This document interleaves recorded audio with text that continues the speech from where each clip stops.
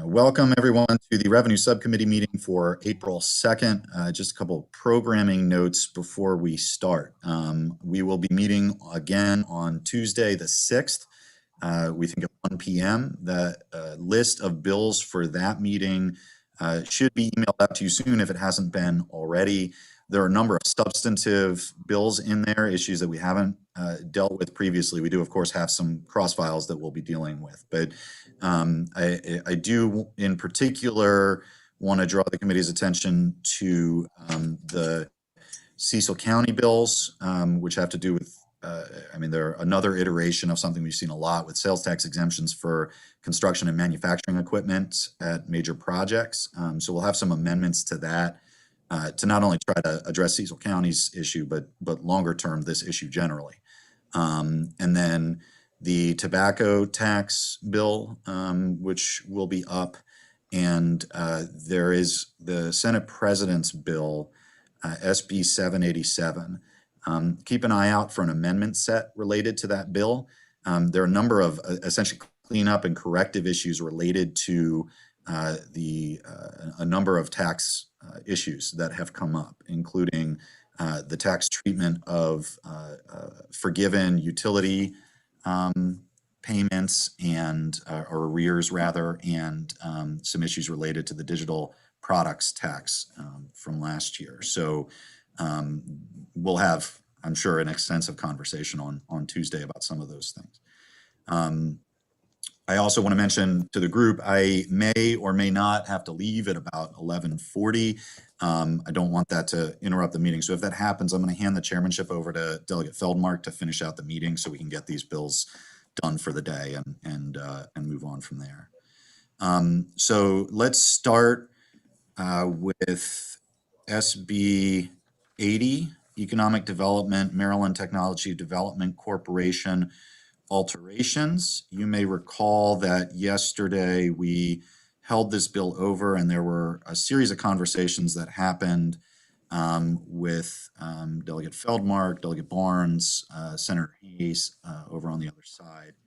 And I think George shared an amendment with you that alters the language as we were previously discussing it. So George, I'm going to put that up on the screen for everyone to look at, and if you could go ahead and explain what this amendment does. Chairman, amendment number 1 is technical. The second amendment would prohibit any college or university from being represented for more than 2 consecutive terms on the board of directors of TEDCO. As the Senate bill initially came over, that restriction only would have applied to the member who was representing historically Black college or university. And then in addition, it applies that prohibition only prospectively. And so the counting of terms would only begin after the effective date of the bill. Wouldn't so any individuals who have already served a term, that period of time would not count against them for purposes of this amendment. So in essence, it treats the HBCUs and PWIs on the board in the same way.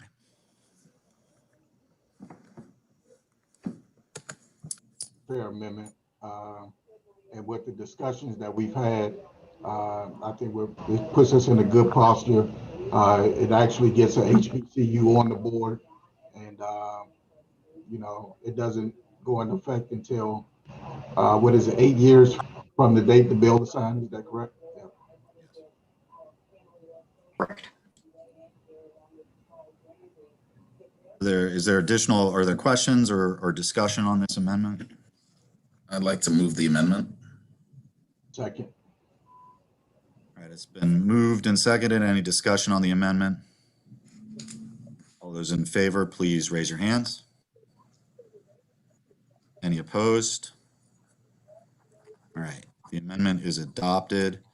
On the bill as amended, is there any discussion?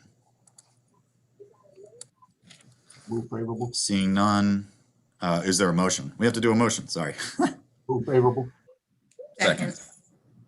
It's been moved and seconded. All those in favor, please signify by raising your hands. Any opposed? Okay. HB 80 has been recommended to the full committee favorably. Let's next go back to, SB 80. Let's go back to Senate Bill 19. So you'll recall from yesterday, this is the biotech investment tax credit bill. A number of amendments were adopted to the bill by the subcommittee yesterday. I want to share with the members of the committee, I spoke this morning with representatives from the Tech Council, and they are going to be sharing information with the subcommittee down the road. The one provision that we added yesterday that they expressed gives them heartburn is the provision about founders and current employees not being able to benefit from the credit after 5 years. But after discussing it with them, I think what they'd like to do is once the bill crosses back over to the Senate, work with the Senate committee. We may be going to conference on this, and that component would probably be the major component. But there's plenty of time for us to conference and negotiate that and figure that out. So we'll see what the Senate does when it goes across. But I believe that Delegate Polakovich-Carr and Delegate Ivey talked a little bit, and that there's a substitute amendment for the final amendment we were discussing yesterday. So I don't know, Delegate Polakovich-Carr, do you want to? Yes, and everybody should have this. George emailed this out this morning. It's Amendment 803724. So this is a substitute for the one that we were talking about yesterday. That is ultimately, yesterday came in as trying to have a set aside for early stage companies. The new amendment has two parts to it. One is a data reporting piece for Commerce to annually provide information about number of early stage companies that are certified by the department as biotechnology companies under the tax credit. And then the second part of the amendment includes some of the language from an amendment we adopted yesterday about for Commerce to consult with the industry and to figure out if there could be a way to go forward with a competitive basis of award. That's what's the top of page 2. But II underneath that is the new language. It adds an additional reporting requirement to look at developing strategies to increase award of tax credits under the program to early stage biotechnology companies. So the new amendment doesn't have any set aside. Again, it is like a data and reporting and analytical piece from Commerce to look into this, to make sure that we actually are, see what could be done further and to see how things change given the other changes in the bill to making sure that early stage companies actually are getting more funding given what's in the bill. Delegate Buckle. Do we define somewhere in the bill or otherwise in law what early stage biotechnology company means? Yeah, it doesn't. And I did receive an email from Commerce shortly before this meeting saying that they raised a similar concern. I mean, I'd be happy to hear from any of the folks from Commerce. Honestly, I'm willing to defer to them if they want to figure out what they figure is an appropriate definition for early stage. I'm happy to defer those details to them. Okay. I mean, and I'm not making an argument about it. I don't know. Like other people certainly know better than what I do. Is that an industry term of art that if you're asking them to evaluate, are we giving the credits to early stage tech companies and they don't know what that means, or they're defining it differently than the biotechnology industry does, or they're defining it in a way that doesn't fit your objectives? That's my only concern is we probably should identify that. Does anyone from Commerce want to jump in on that question? Yes, thank you.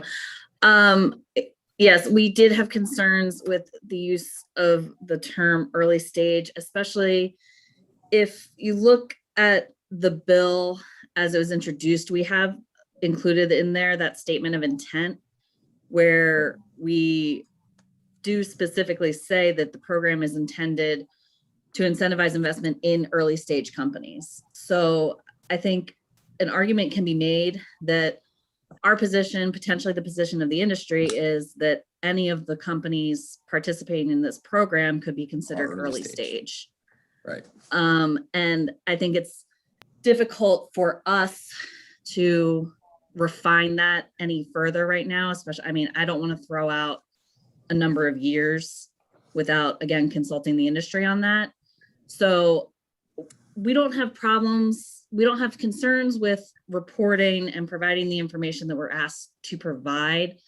My concern, especially as the individual in the department who is managing a lot of our mandated reports, is I don't want us to be in a situation where we're reporting something that doesn't match up with what you expected from us or were hoping to receive from us. So my thought from the conversation that was had yesterday was that what Delegate Plakovich-Carr may have been trying to find out was perhaps the number of companies who participated for the first time, as opposed to kind of repeat participants.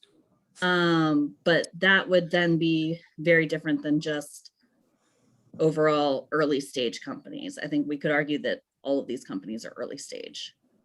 Jen, can I ask, do you track the number of, I assume you have to because there's a limit, right? Do you track the number of years that a company participating in the program has been in existence as part of the data collection you do? Yes, and Lonnie, I know, let me pull up an email from Lonnie earlier today, if I can find it, because she went back to her program staff to get some answers. So we can always look at the historical data and see how long a company has participated, because yes, they do age out of the program as well. One place where we run into some potential issues is a company may participate 1 year and then not make it in the queue the next year. So if we're looking just at whether or not a company participated this year versus last year, that's going to be a different answer than if, you know, how long the company has been in existence. But, and Lonnie, do you want to jump in on how you guys track like the age of the company and how long they've been participating?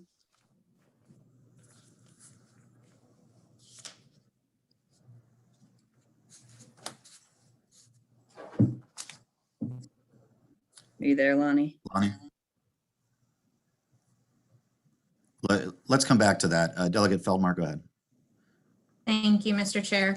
I guess I appreciate Delegate Buckle raising this question, and I guess I'm a little bit concerned that we're defining the intent of the program around a concept that we're not really sure what we mean by early stage. And so I guess I would hope that if the department is preparing to report back to us, I don't know that we need to amend the amendment for this, but I would hope that we could get some clarity on that, because I think there is a difference in sort of, you know, chronological age of a company versus the business growth and development. And I do think if we want to be able to evaluate the effectiveness of the program, we should know what we're talking about when we say early stage. And I feel like if we just say, well, it's the intent to encourage early stage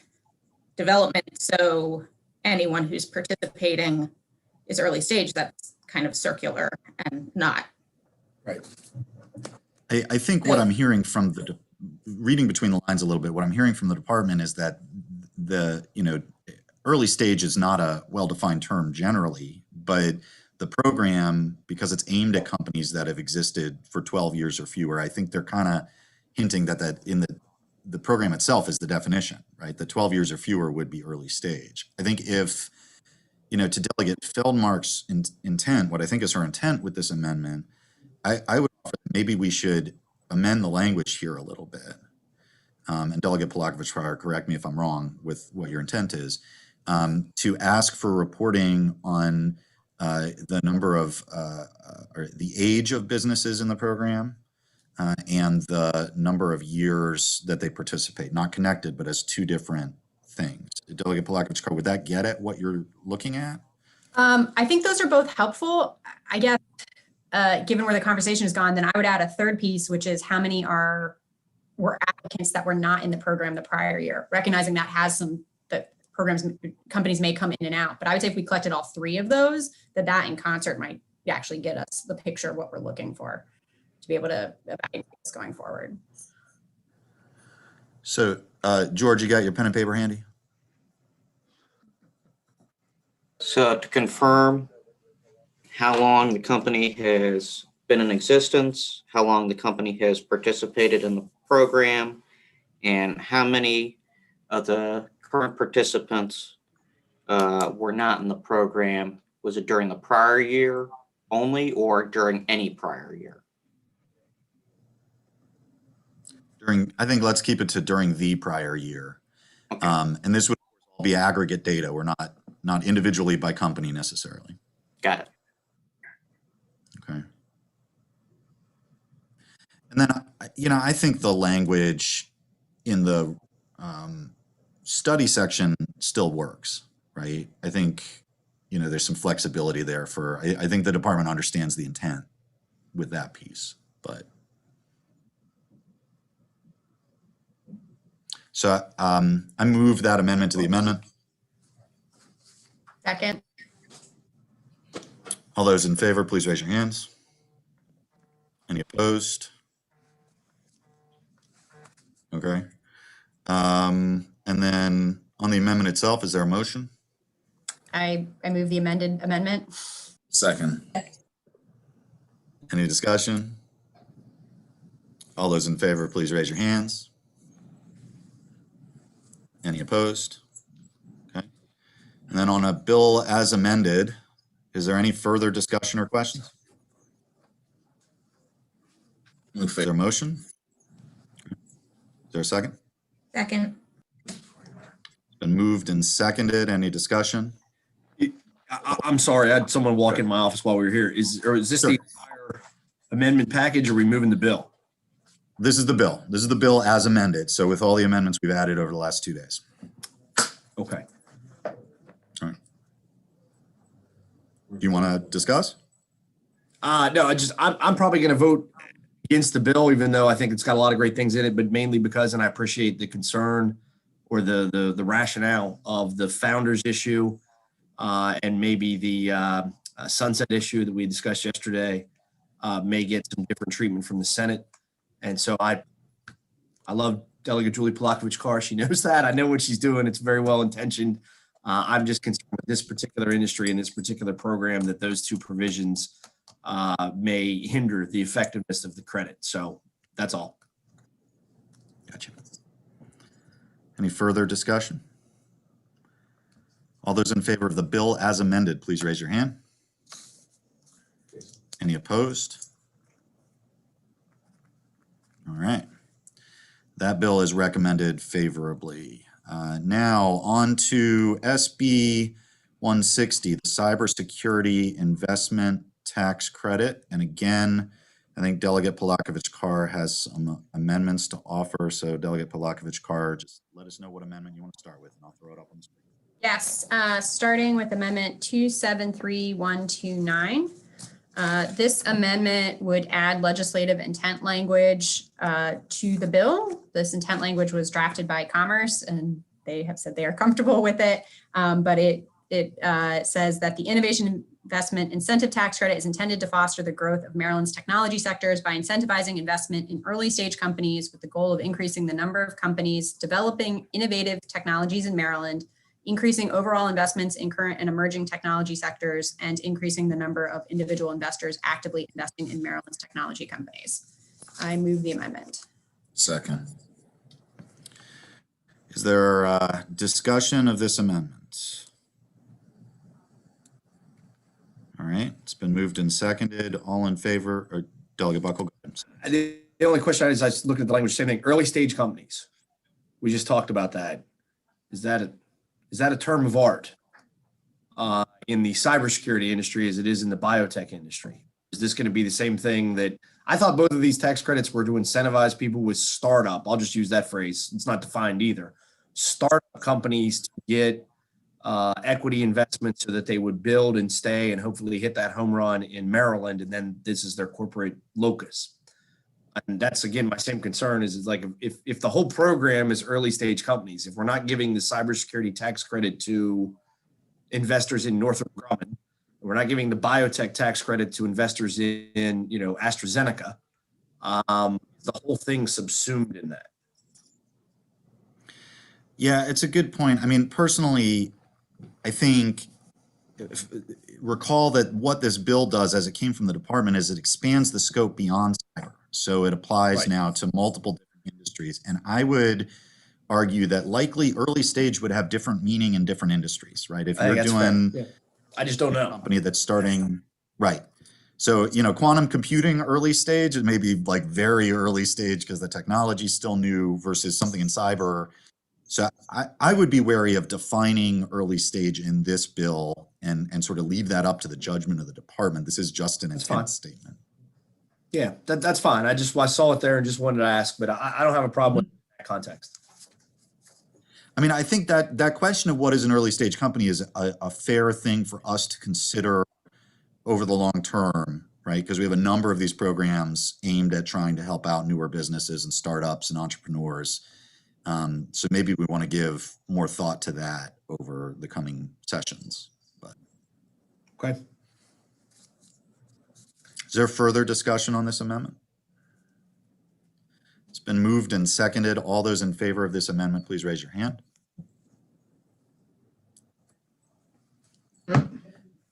Any opposed to this amendment? All right. Delegate Balakovich-Carr. And the next amendment is 263321. Just like in the biotech tax credit bill, this is an identical amendment that would direct Commerce to study whether or not these tax credits could be awarded on a competitive basis and to report back to the legislature. And if you all recall, that comparable amendment on biotech, we passed that one yesterday unanimously. And Commerce has seen this and Although it's been, it was altered. yeah, it was adjusted by our amendment today, but yeah, it's comparable language to what we put into the biotech credit. Are there questions on this amendment? I'd like to move favorable. Oh, I heard a motion. Is there a second? Second. Okay, any discussion? All those in favor, please raise your hands. Any opposed? All right. Delegate Balakovich-Carr. And the last amendment I have for this bill is 783220. This is comparable to amendment I offered yesterday on biotech, same language, but would say that a founder or current employee of a qualified Maryland technology company, if the company's been in business for more than 5 years, that those folks would not be eligible for the investor tax credit at that point. And Commerce has seen this language and they were comfortable with it, but we've since had the broader discussion. Yeah, I think they were comfortable with enforcing it. I think it's a policy call whether to do it or not. So I know this is one of the provisions that caused some heartburn on the biotech bill. I don't know if feelings are different on this innovation investment bill. So let's move and second it and then open it up for discussion. I move the amendment. Second. It's been moved and seconded. Discussion on this amendment? Go I ahead, guess I have the Delegate same philosophical concern, and the reality is that I don't know. What I know most about biotechnology and cyber and innovative, we're calling this innovative tech companies, is that I'd like to see some of them move to Allegheny County or at least Washington County or somewhere like that. I'm not anywhere close enough to an expert to suggest that this 5-year limitation, we got enough information that I think it might be problematic for biotech. I don't have enough information really to glean if it would be problematic for these businesses. But, I think as a default mechanism, I'm going to rely on, maybe it will be. So let's not do it until we have a conclusion that it's not going to be a problem for attracting the type of investment we want and the type of growth we want in this industry. Just to share with everyone my conversation with the Tech Council this morning, the argument that was made to me was a concern that in attracting new investors often want to see skin in the game and continued skin in the game from founders and employees. And that their argument is, then, arguably you decrease the incentive for founders and current employees, decreasing that investment, you're decreasing outside investment. But, and I would assume that they would make that argument about both the biotech and this credit. But that's, just for everyone's consideration. Delegate Balakovich-Carr. Yeah, I mean, I think I mentioned this yesterday, but I am a former technology startup co-founder. We never got any tax credits from the state. Our company was around for more than 5 years. We invested a seed round, and like I'll say, us, my husband was my other co-founder, like us putting money into the company, we were going to do that to make the company succeed. We didn't need an incentive from the state. Again, we never would have qualified anyways for any kind of tax credits. But as a founder, you want your company to succeed. That is the skin in the game. You're working without pay. You're putting your own money into the company. I think by the point the company gets around to 5 years, if it continues to need that investment from founders, continue to put the money in because they know it's good for the company and ultimately good for their personal bottom line. So I don't feel like we should be spending taxpayer money on activities people are going to do anyways. And that's basically the intent behind the amendment. But I mean, to me, the logical end game of that is that we wouldn't offer it to founders or the original creator of the business at all, because the point would be if I believe in this business and I think I can become rich doing it, I'd put my money in anyway. So if we take that to its end game, it's like we just eliminate that for anyone that's not a third party investor. That's why I say I don't know if the 5-year mark matters. All right, Delegate Buckle, are you proposing a substitute amendment? No. No. I mean, I think you raise a good point. Personally, I would go for that. I went with this because this is what DLS had recommended, and because I figured it would be to say that they just can't get it, period. But I mean, I actually do think that is true. I think founders are going to put their money in regardless. But I'm a little concerned, and I certainly don't know the full scope of other states' comparable programs. I'm concerned that someone lives in our cradle of technology in Montgomery County, and they work at NIH, or they've got a history of working in cyber, whatever it is, and they say, man, I'd like to start my own company, and I have a little bit of money, and I can start this out, and I have a great idea, and I looked into it, and if I do it in Virginia, they'll also give me a tax benefit, or if I do it in Delaware, they'll give me a tax benefit, whatever it is.